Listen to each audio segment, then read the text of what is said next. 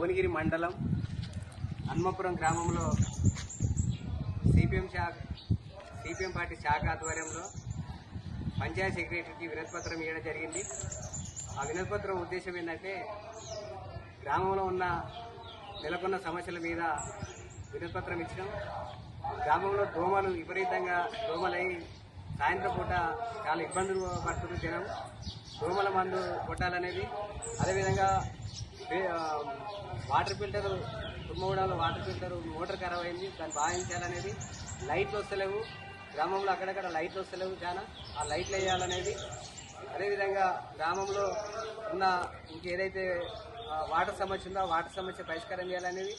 అదేవిధంగా మన హన్మపురం నుండి అనంతరం పోయే రోడ్డు ప్రభుత్వ దృష్టికి తీసుకుపోవాలన్న ఉద్దేశంతో ఆ రోడ్డు బీటీ రోడ్ వేయాలనేది. కుర్మగూడెం నుంచి మనేరుపంపు వరకు బీటీ రోడ్ వేయాలనేది. మన పాల సెంటర్ నుంచి బసపురం దాకా కొలపురం పోయే రోడ్డుని దాన్ని కూడా డాంబర్ రోడ్ చేయాలనేది.